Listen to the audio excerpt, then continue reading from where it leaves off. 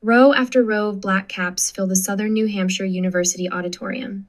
I scan the faces of proud families clutching bouquets, balloons bobbing against the ceiling, phones raised high to capture every precious moment.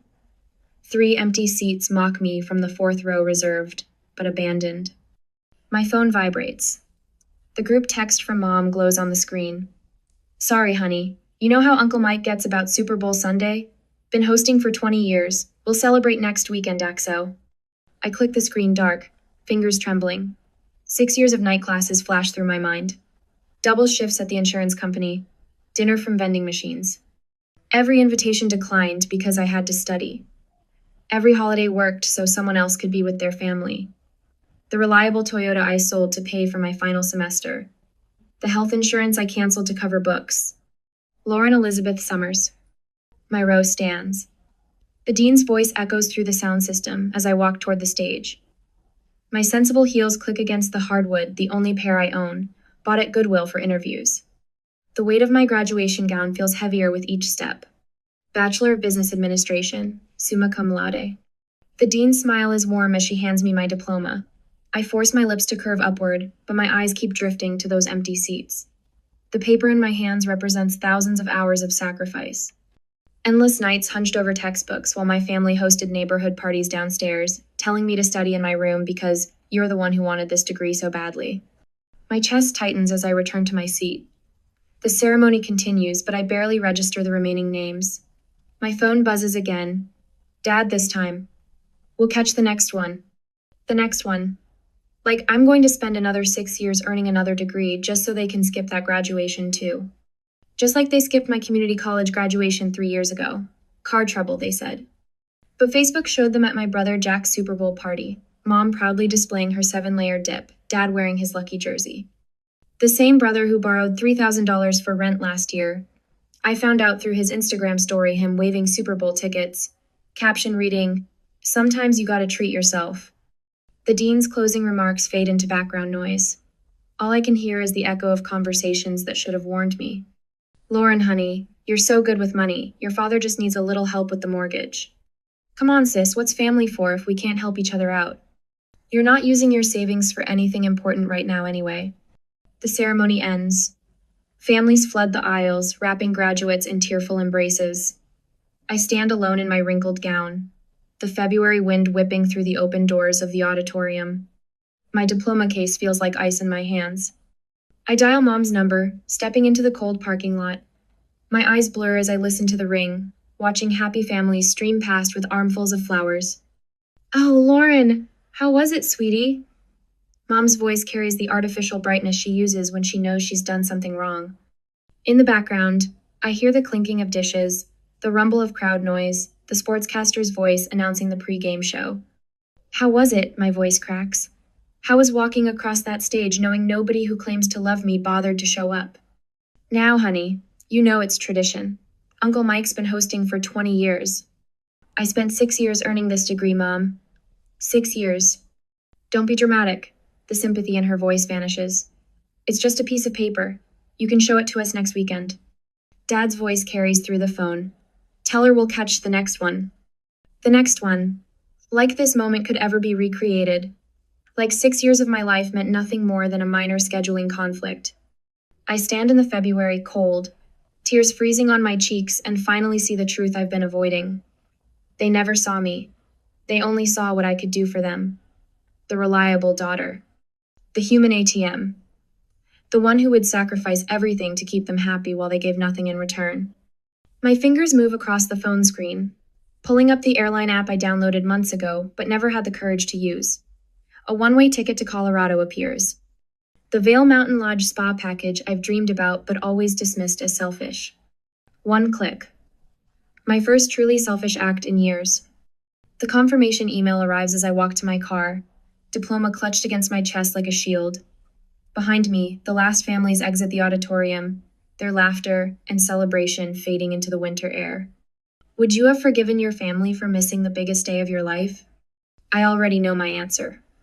With these thoughts, I went home and started preparing for my upcoming trip. Now, a week later, the hot stones trace a path along my spine, each point of warmth melting 6 years of tension. My first real massage.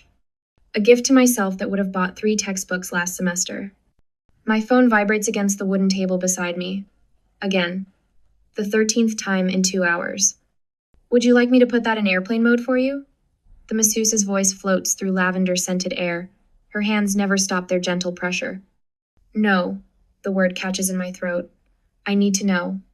Need to know what fresh disaster my family creates while I hide in this mountain sanctuary. Need to see how they spin my disappearance. Need proof I made the right choice. The stones shift to my shoulders. My phone buzzes again. Tara's text breaks through the barrage of family messages. Check Facebook when you can. You need to see this. The massage ends too soon. I wrap myself in the plush robe provided by Vail Mountain Lodge, hands shaking as I unlock my phone. 3 voicemails, 14 texts. 1 email with the subject line, "Your mother is crying." I start with Mom's voicemail. "Lauren, honey, I hate to ask, but we're a little short this month. Just need $500 for groceries. You know how prices are these days." Dad's message follows. "Princess, remember that loan I mentioned? The bank needs a co-signer, nothing to worry about, just a formality, call me back."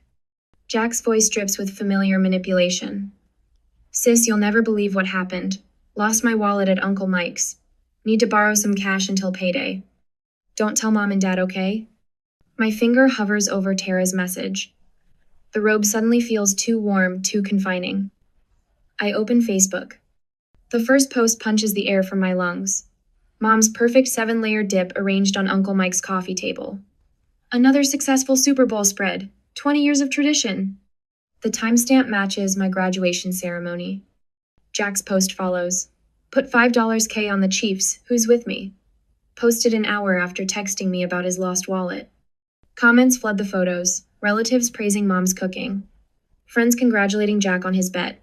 Dad sharing links to next year's Super Bowl packages. Not one mention of my graduation. Tara's message blinks. There's more. Check your credit report. The spa's Wi-Fi crawls as I log into Credit Karma. Unauthorized inquiries litter my report like cigarette burns. Chase, American Express, 3 different store cards, all within the past month. My phone rings. Mom's number. "Have you thought about that grocery money, honey? Times are tight." The stones from my massage sit in a heated basket nearby. I imagine hurling them through the window, watching the perfect Colorado snow shatter like my illusions. "Lauren, are you there? Times aren't tight enough to skip betting on the Super Bowl, are they?" Silence crackles through the connection. Then, "Jack shouldn't have posted that. He's just excited." Stop. My voice sounds foreign, stretched tight across fury and grief. "I saw the pictures, Mom. While I walked across that stage alone, you were arranging dip on Uncle Mike's coffee table. Now, Lauren, family helps family. That's what we do." Family helps family. The laugh tears my throat. Is that why there are credit inquiries I never authorized on my report? The silence stretches longer this time. In the background, I hear Dad's voice. "Is that Lauren? Tell her about the loan. Don't you dare." The words slice through Mom's excuses. "Don't you dare ask me for one more thing."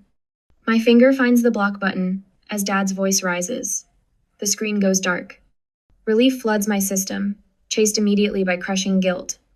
Good daughters don't block their parents. Good daughters don't run away to luxury spas while their families need help. My phone lights up with Tara's call. I talk to my cousin Sarah. She's a lawyer, specializes in identity theft. She says you need to file a police report immediately. I can't do that to them. The words come automatically, programming too deep to override. They're family. Honey, family doesn't steal your identity. Family doesn't miss your graduation for a football game. Family doesn't. A knock interrupts. The spa concierge stands in my doorway, concern etched across her features. "Miss Summers? We've upgraded you to our Mountain View suite. No charge." I didn't ask for. "You're not the first person I've seen make these calls." She steps inside, closing the door softly. "My mother emptied my accounts the day I graduated college. Said I owed her for raising me." The tears finally break free. She hands me a tissue, then another. "The suite has a better security system," she adds quietly, "and a private entrance." My phone vibrates. Another credit alert. "They opened a Macy's card in my name yesterday." I pick up my phone, hand steady now. Tara? Give me Sarah's number, and the name of a good accountant. The mountain snow falls outside my window, each flake a promise of fresh starts, of boundaries sharp as February frost, of a life where love doesn't require sacrifice, a life where I'm finally free.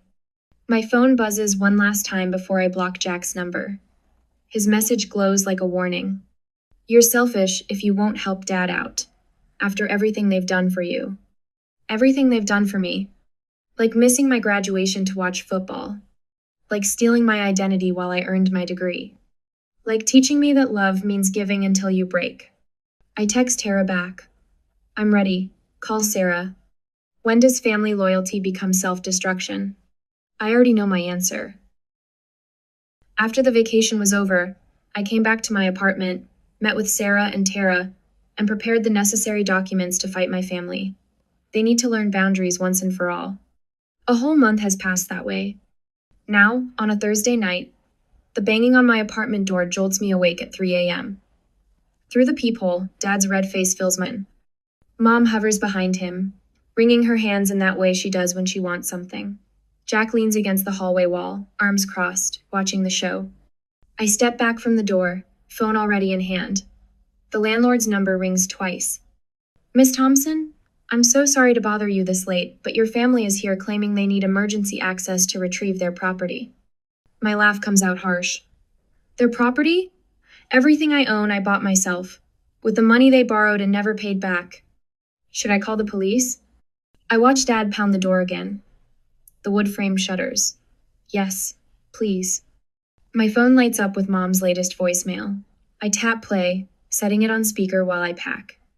Lauren, honey, how could you do this to us? After all we've done for you. Her voice breaks with practiced perfection. I've heard this performance before. When she needed money for the roof, that never got fixed.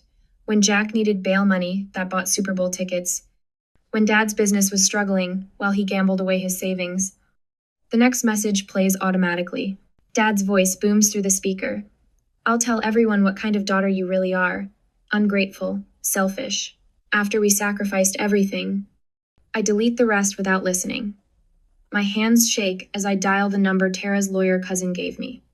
He picks up after 3 rings. Financial abuse documentation? The advisor's voice carries no judgment, just quiet competence. Bring everything you have. Bank statements, loan documents, any texts or emails showing patterns of manipulation. I entered my cabinet 2 minutes later. My filing cabinet yields 6 years of evidence. Every emergency loan, every guilt, inducing request, every promise of repayment broken. The stack grows higher on my kitchen table while red and blue lights flash through my window. The police arrive as Jack starts his performance. Sis, come on, open up. We're worried about you. Their voices fade as officers escort them away. I sink into my chair, surrounded by papers that tell the story of my family's betrayal in cold, hard numbers. But I won't give up. I rearrange the documents and put them into a bag. They are proof of what my family has done to me all these years. I was ready to meet my lawyer early in the morning. Morning brings clarity and steel into my spine. The lawyer's office smells of leather and authority.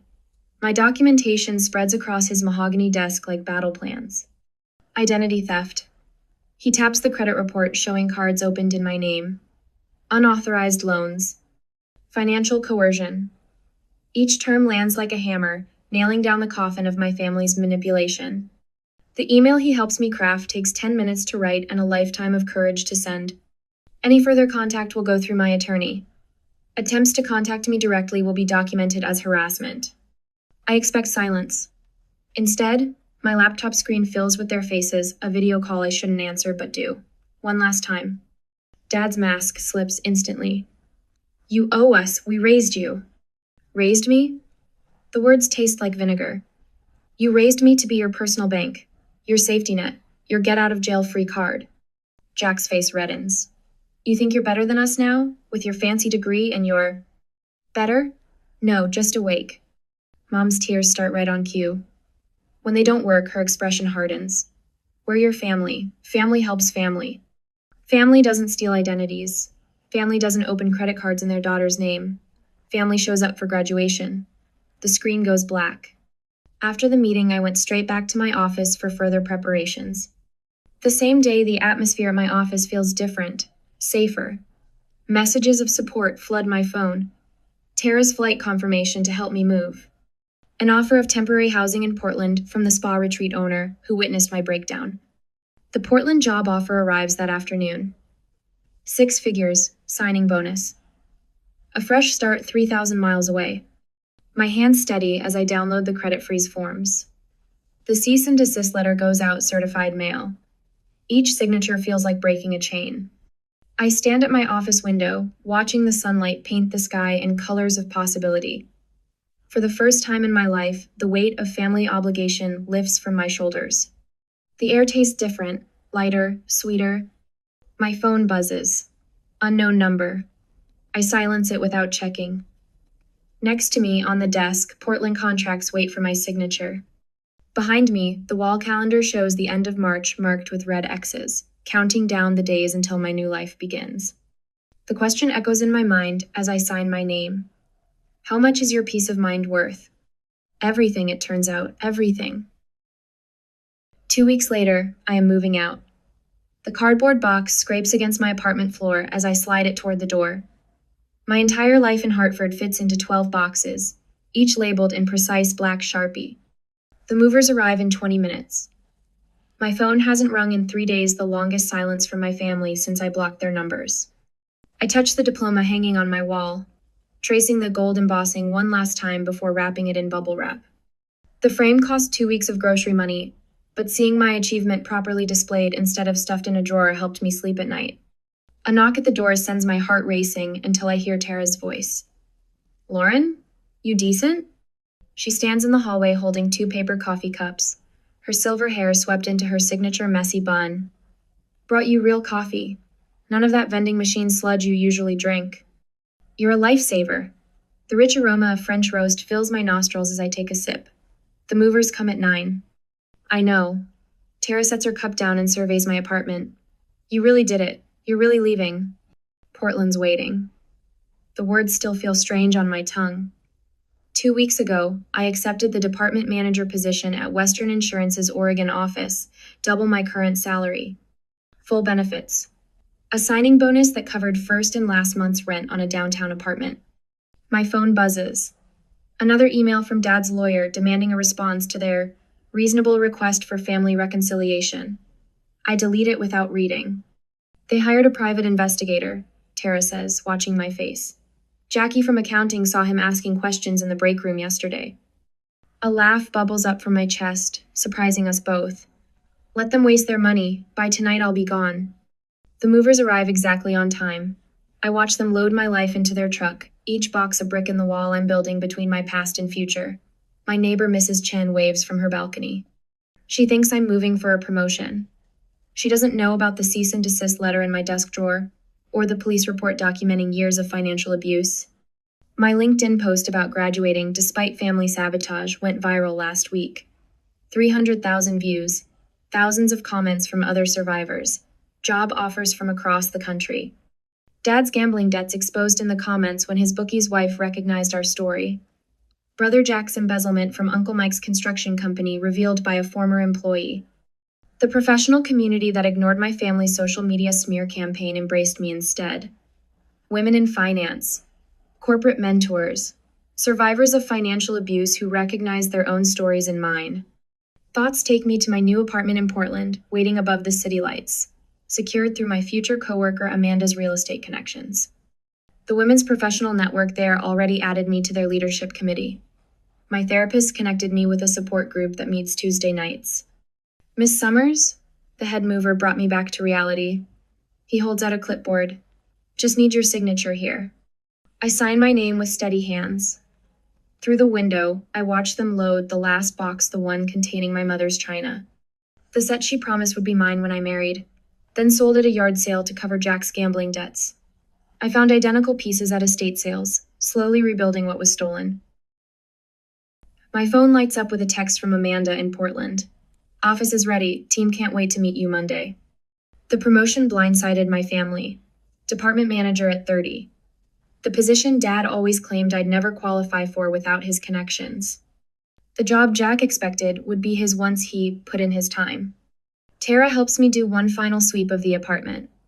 Under the sink, I find Jack's old baseball trophy, one he threw at my door the night I refused to co-sign his car loan. The glass vase shattered, leaving the golden player eternally pitching to no one. Want to keep it? Tara asks. I drop it in the trash. The hollow thunk echoes through the empty apartment. My phone buzzes again.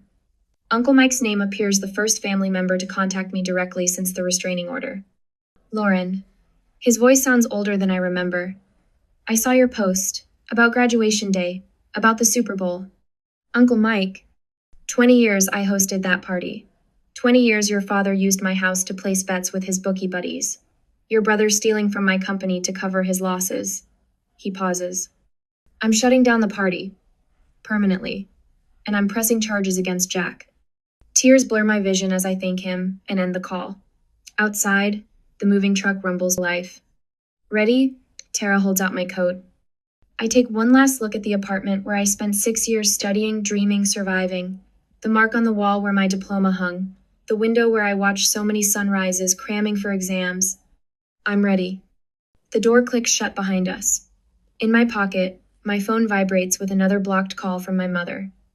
I silence it without looking. Tara drives me to the airport, hugging me tight at security. Show them what you're made of, boss lady. We part and I fly towards my new life. 6 hours later, I stand in my new apartment, watching Portland's lights twinkle through floor-to-ceiling windows. The moving truck arrives tomorrow. Tonight, I have only what fits in my suitcase me diploma, my laptop, and my future. My phone chimes with a calendar reminder. First therapy appointment next week.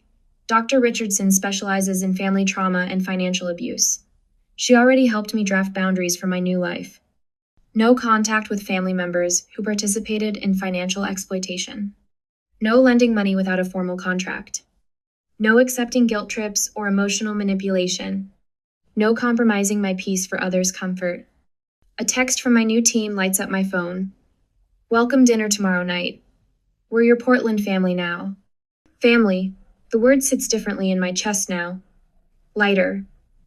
Chosen instead of inherited. Built on respect instead of obligation.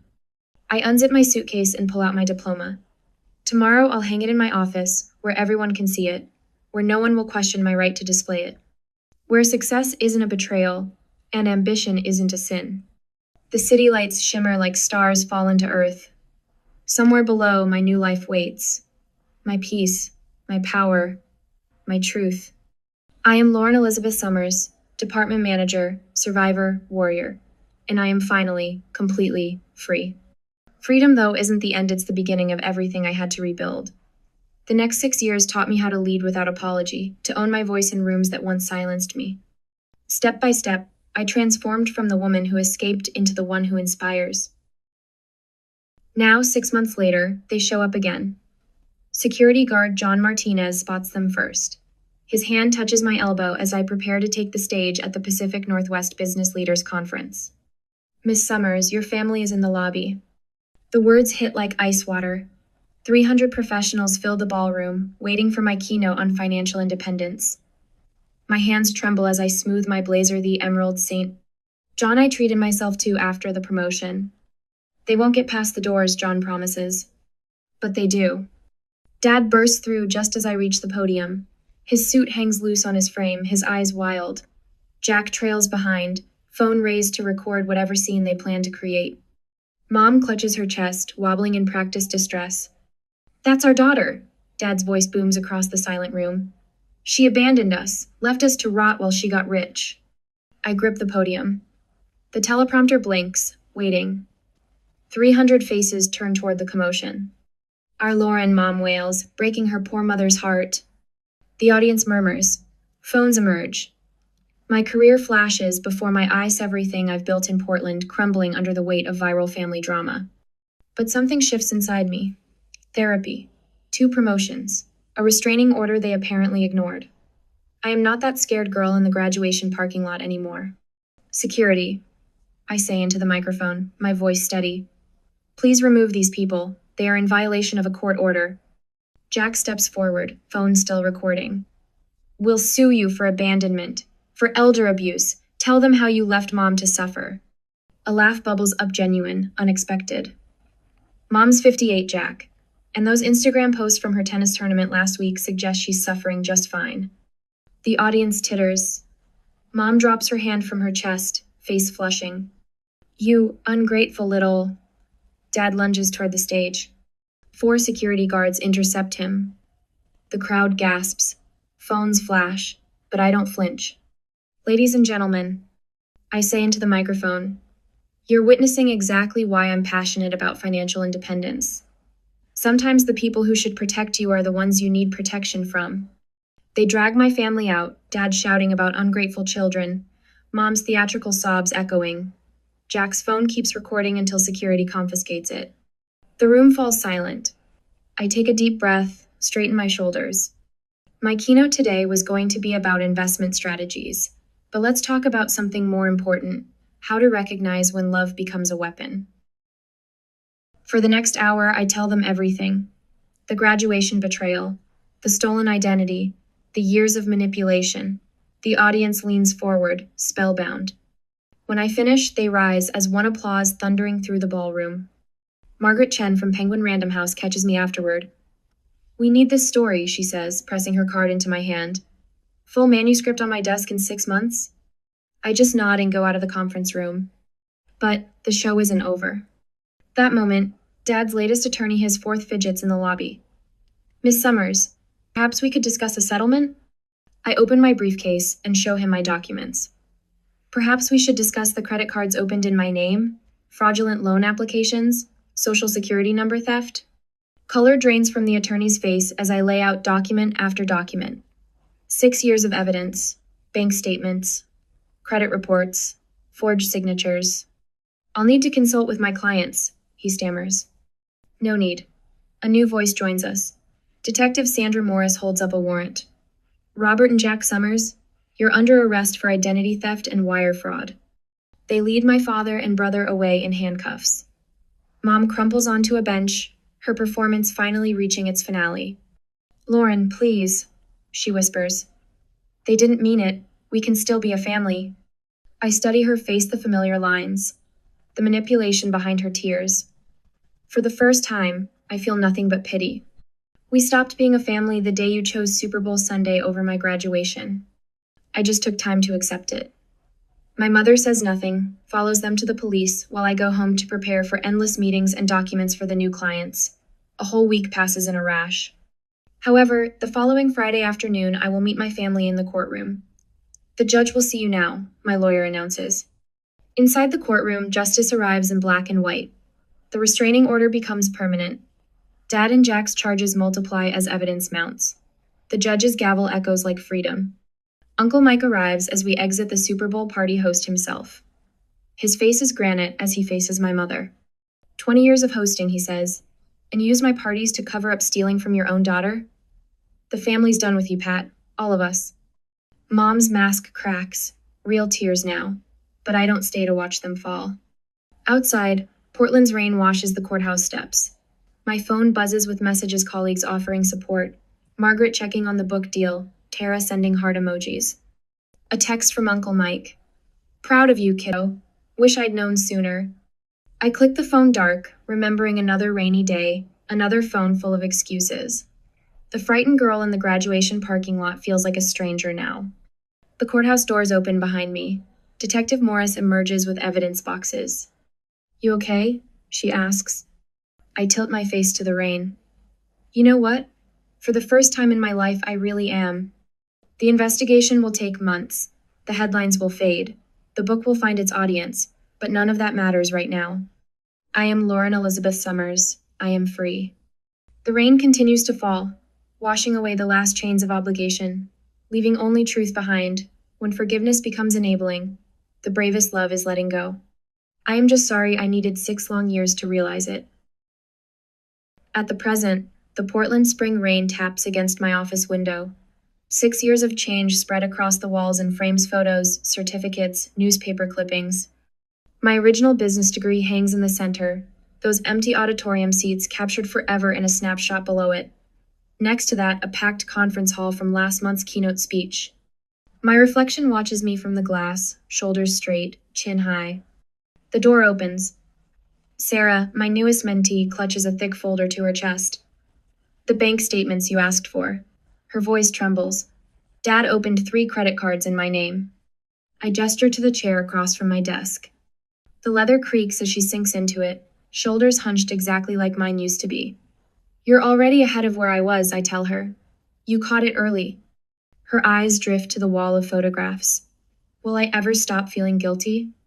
The question echoes through 6 years of therapy sessions. Dr. Patterson's voice comes back to me.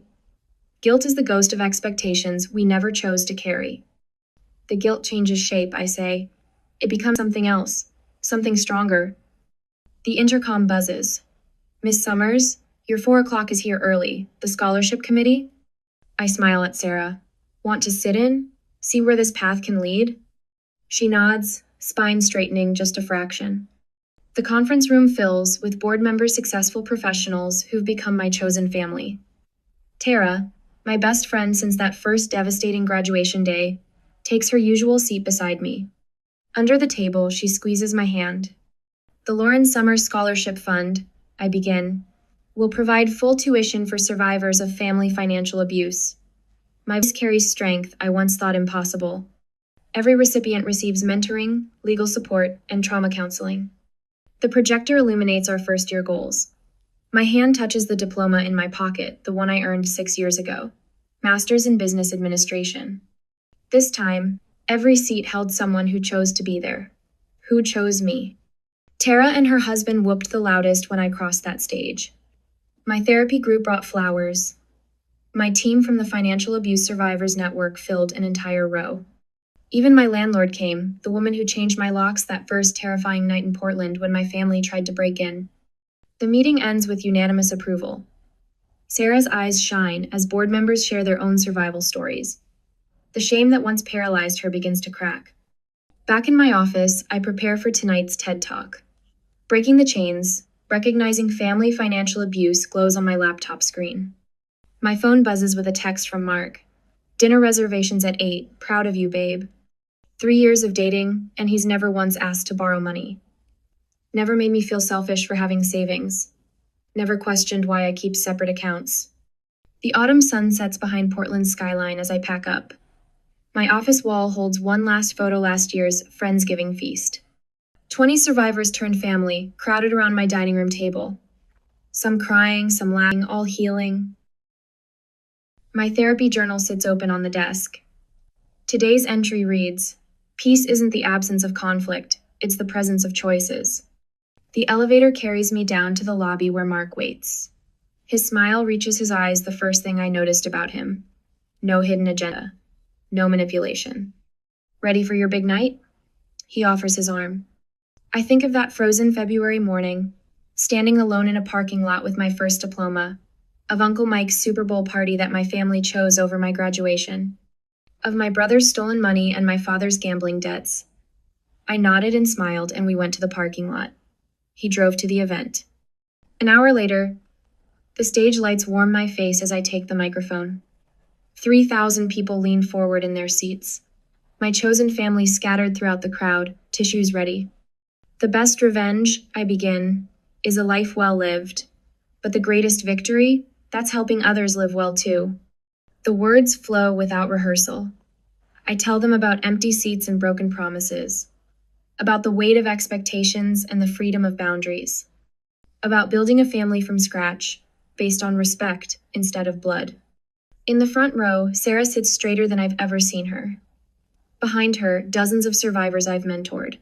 Their faces reflect back the strength they found within themselves. My hand touches the diploma in my blazer pocket. Not the old one, the new one. The one earned in an auditorium full of love. The standing ovation thunders. Mark beams from his seat. Tara whistles through her fingers. My therapy group bumps fists. The next day, in my office, I adjust the frame holding both graduation photos. Empty seats beside full ones. Broken dreams beside realized ones. My reflection meets my eyes in the glass. The scared girl from that parking lot is gone. In her place stands a woman who finally understands. Sometimes the family you lose is the price of the family you find. I touch my original diploma one last time before heading home. Tomorrow brings another survivor through my door, another chance to turn pain into power. My phone lights up with a text from Sarah. Thank you for showing me what's possible. I smile, typing back 4 words that took me years to learn. You were always possible.